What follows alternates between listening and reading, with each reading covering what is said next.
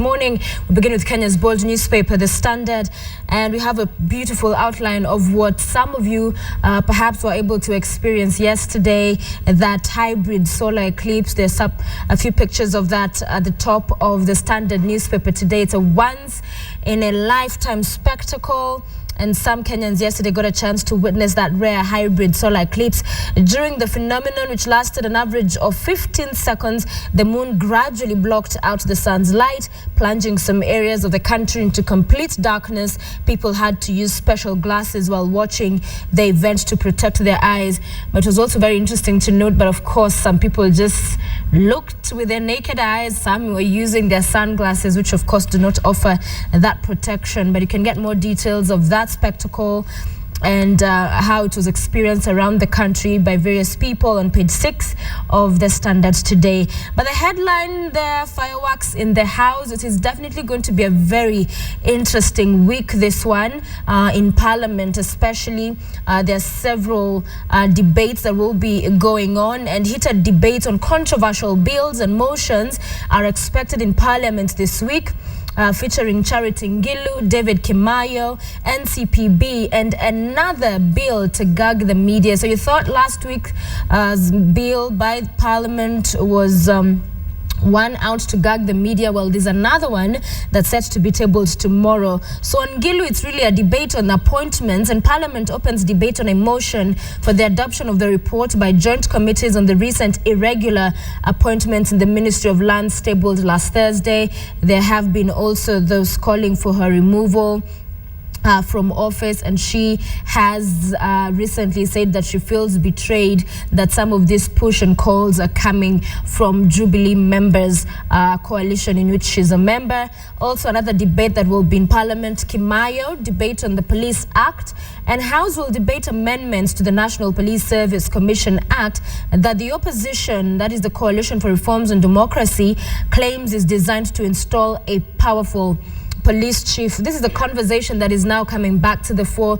You remember there was that conflict earlier between the Inspector General and the National Police Service Commission over who does what, and now most of these powers seem to have been put right at the doorstep of the IG, and there will be debate on that because some quarters and analysts have argued that the IG should not have too much power in one particular person, in one institution. That should be shared out, and more so in a body that has different parties constituting it as the National Police Service Commission.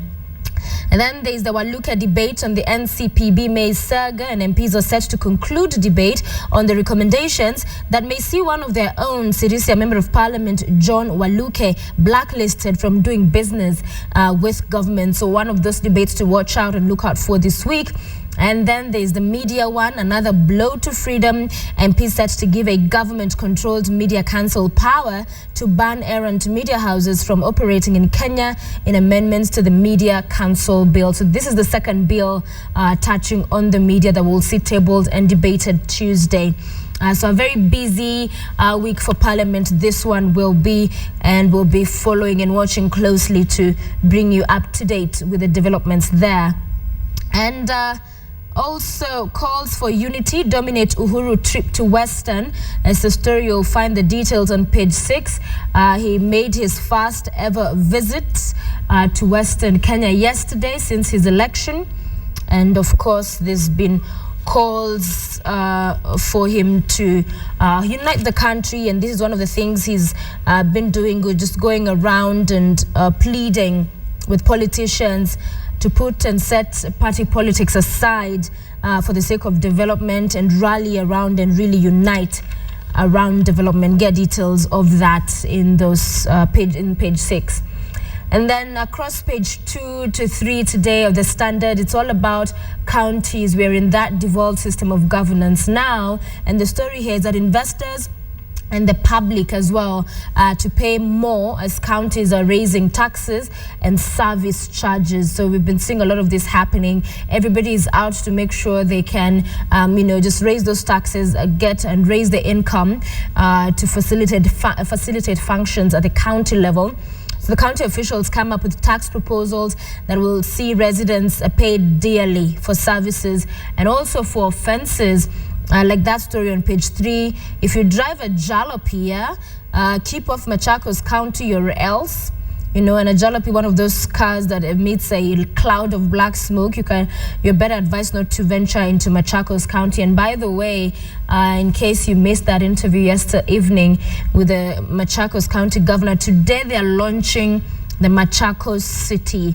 So again, eyes will be on Machakos. The governor very enthusiastic and positive about the development and what Machakos County could look like in days to come. And so as they launch that city, and of course the projections they're making and the development plans that have been set up, encouraging to see, and of course we'll be watching that all these things are seen to materialize at the end. So there's also Kisumu residents await new fees after passage of finance bill, and tenants of council houses, matatu operators and real estate developers are among those who will cough higher fees when Kisumu County Finance Bill 2013-2014 takes effect. And of course, you also remember there's the story of those higher taxes as well in Kiambu County, some of them touching on burial. So quite a number of laws across the counties, proposals to raise the taxes, and all in an effort to have more money to be able to fund their operations and see the development in actual fact does get to mashinani, the grassroots areas as well. And there is on page 4 that high school a student that had been arrested in connection to Westgate has finally been released. That is the story there, one of the stories on page 4 of the Standard, alongside, of course, what we are telling you is fireworks that are expected in this week in Parliament, of course, over the several debates they will be having. Let's cross to page 7 now, and the Ruto Sang trial continues at The Hague, and the 7 witnesses to take the stand. And there's a picture here of journalist Sang preparing tea at his residence in The Hague and also washing dishes in the kitchen. He had wanted and has applied to be allowed to be excused from the proceedings to attend his 6-year-old daughter's graduation. That request was denied, and so he's had to be The Hague. He's been there for a couple of weeks now. And the first phase of trials against Deputy President William Ruto and his co-accused Sang enters the last leg this week, with the 7th witness taking to the stand. Remember, the adjournment was to happen last Friday. The trials will be adjourned on Friday now, this coming Friday, in the absence of Ruto, who flew back to Kenya to take charge as President Kenyatta leaves for an official visit to South Africa. However, there are indications that the 2 suspects would be back at The Hague before the December recess, following the postponement of the trial of President Uhuru Kenyatta, because initially this was to wrap up ahead of the November 12th date for the president. But of course, since that postponement, there are now indications that they could return to court before that break over in December. But the deputy president currently in the country, and remember this, the push from the adjournment from last Friday to next Friday happened because the prosecution said that it wanted to have all its witnesses take to the stand in this first batch instead of pushing it to next year. But it will also be a story to watch as far as whether they will in fact have another session before that break over the Christmas holidays in December. And there's coverage on the democracy under attack. That's on page 8. But on page 9, another story you'll find in the Standard today: police officers snub chiefs and DCs. Nairobi Provincial Administration officers complain that police no longer take orders from them. Some provincial administration officials have revealed that police officers have been defying their orders, and the officials from Nairobi County said this made the war against crime, especially tackling alcohol, drug abuse and others, quite difficult. Find more details there. And let me quickly take you through the pullouts today in the Standard. Of course, there's the extra pullout every day is in there for you. And the headline is Teen Mothers Get Second Chance to Go to School. We've seen a lot of those teen pregnancies, and now a story here, page 2 to 4, rescuing a child brides is on extra pullout today. Also on page 5, long-serving optical disc. Get more details of that. And chemical pollute Rift Valley lakes. These lakes have been quite a subject of discussion and taking center stage as far as pollution and also just how they've been affected, the effects of that. Details on page 8. And if the students, of course, who are still sitting the examinations, and there are those model examination questions and answers that are there for you, as always, on pages 6 to 7. And it's Monday, so there's definitely Crazy Monday for you as well. Another free pullout inside the Standard that just kicks off your Monday in a very good way. Interesting stories for you in there as well. And one interesting one is that shy no more. We now have aggressive Kenyan women picking and dumping men at will. Page 8. So whilst in the past it was known to be the men who kind of had mastered this one, we're now seeing more women out there playing that role. So get details on page 8 of Crazy Monday. And also Oyunga Pala is talking about gun in one hand, Bible in the other, and how, of course, that plays out is on page 4. It's a discussion we have seen since the pastors over the coast said they wanted to have those AK-47s for self-protection and protection of their congregation as well. And child almost wipes dining table with mom's drawers. Find out what that is about on page 3 of the Crazy Monday pullout. A beautiful pullout to just start off your Monday on an easy note. And to Fever Pitch, it is that celebratory moment, that huge historical moment for the Gor fans and fraternity in the country. And you can see the former Premier Raila Odinga handing over that trophy. It is green. It is a green party indeed. Yesterday Nairobi was painted green. The Gor Mahia fraternity celebrate after receiving the Kenyan Premier League 2013 trophy at Kasarani. Jubilation as Gor Mahia are crowned champions, and continue to congratulate them. On page 41 of the Fever Pitch, Asin and Kiguta shine in Standard County Golf Classic at Nyeri Club. Also, Kimengwa Tirop win Baringo Half Marathon. Details on page 39 of Fever Pitch. Those are some of the stories you'll find today in the Standard, the Kenya's bold newspaper. Do grab yourself a copy, of course, to get more details and so much more, including international news as well. To the Daily Nation, Ruto back as AU bids to delay the trials falters. There is the Deputy President to take charge as President Kenyatta heads down south to South Africa and also to Ethiopia, amid indications that the AU campaign for a deferral at UN Security Council has been met with opposition. That's on page 8. That deferral, of course, was supposed to be a one-year deferral, and now there seems to be opposition to that, a story that's on page 8. And the headline picture there is that party, the fireworks, the celebration, the cheers, the smiles, the joyous jubilation. Gor Mahia captain Jerim Monyango with armband here on that picture leads the club's players in lifting the Tusker Premier League trophy after the team was crowned this year's champs at the Moi International Sports Centre Kasarani yesterday. And 18 is the number of years that Gor Mahia fans had to wait before their club could win the league title again. 18. Wow, that is a long time. So a huge moment for them.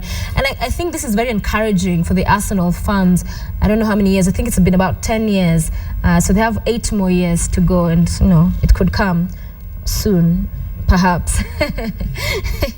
Also on the top page of the Daily Nation, mysterious deaths beg for answers, and Kenyans are still waiting for the police to unravel the mystery behind high-profile deaths that left the nation in shock. Although pathologists had said that they would release results on what killed Makueni Senator Mutula Kilonzo in April this year, the public is still waiting for the results. So a toxicological report compiled by experts in the UK on the request of the senator's family has long been forwarded to the Directorate of Criminal Investigations, but is yet to be made public. So, and answered our questions about who or what killed Erastus Chamure. You remember that, the senior GSU officer who had the key to a strong room where a 6 billion shillings cocaine haul had been kept. Also unresolved is the case of the Muslim cleric Sheikh Abu Drogo, who was felled by gunmen in August last year. So just some of those story bringing some of those deaths back in terms of who killed these people or what happened, what caused their death in the case of the late Senator Kilonzo. Details on page 4. Crossing to page 5 of the Daily Nation today. And there is a story on procurement here on page 2, and a judge has halted award of a 2.5 billion shillings tender over irregularities. And a judge has stopped the award of 2.5 billion shillings tender for the supply of cranes at the port of Mombasa. Justice George Odunga stopped the tender after an urgent application by Cox Crane GmbH, which claims that the Kenya Ports Authority irregularly awarded the contract to a container cranes company. Details there.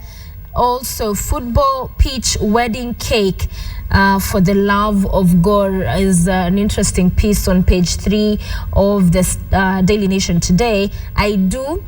Soccer mad couple ties the knot in full circle regalia. That is the way to go for you soccer lovers. Look at that. There's a cake there. Wendy and Jacob's wedding cake designed as a football pitch with a Gor Mahia jersey and vuvuzelas. The couple, Wendy Acheng and Jacob Denny, with a ball. Both are passionate Kogalo fans, and clearly the passion can be seen. And one of the pictures here as well, the couple with guests at the wedding sing the Kogalo anthem. That must have been a really exciting and fun wedding for everybody who attended, and for the couple especially. It's always about fitting it to your style and what you all like.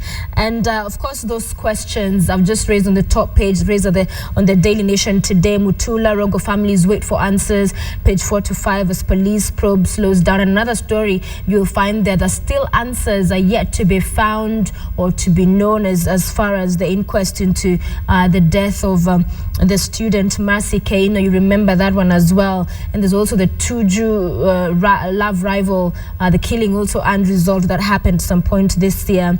So quite a number of stories that are covered across page 4 and 5 of the Daily Nation. And you can find out just really, it's the questions that continue to linger even months and for some years after they died, and the what caused their death remains unresolved. And on page 6 of the Daily Nation, Raila says state knew of the media bill all along.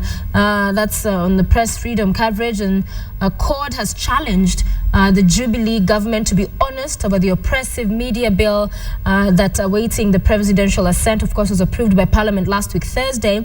And he, quote, says all government bills originate from the cabinet, which is chaired by the president. It is the cabinet which clears the bills for presentation for debate in the National Assembly.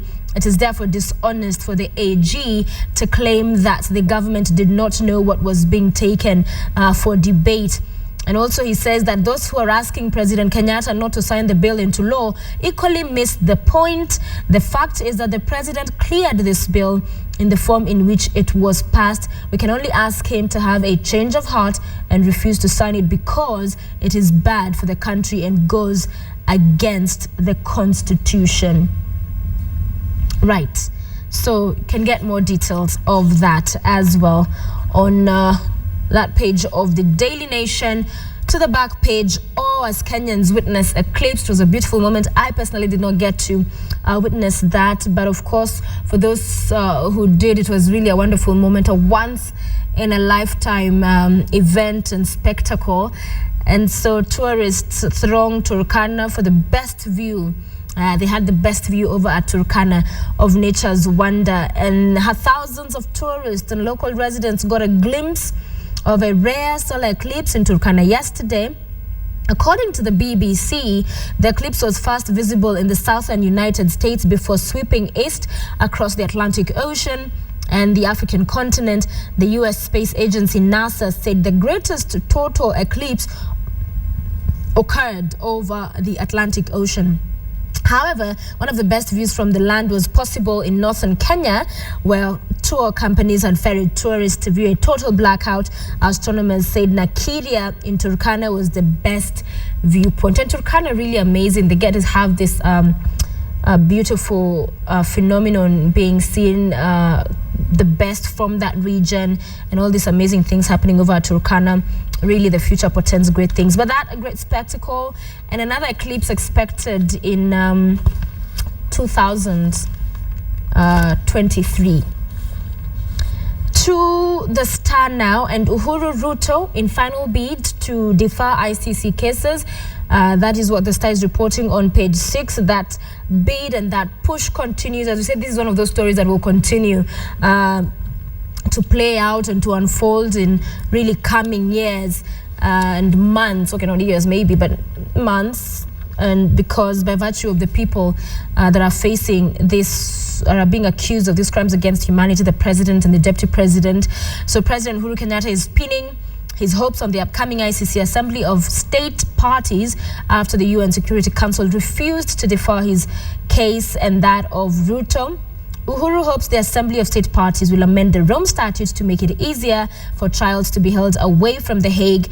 The Assembly is scheduled to be held between November the 2nd, that was yesterday, and to the 28th, and will discuss 2 proposed amendments to the Rome Statute's rules of procedure and evidence, one of which may benefit the pair. So they're hoping that works out.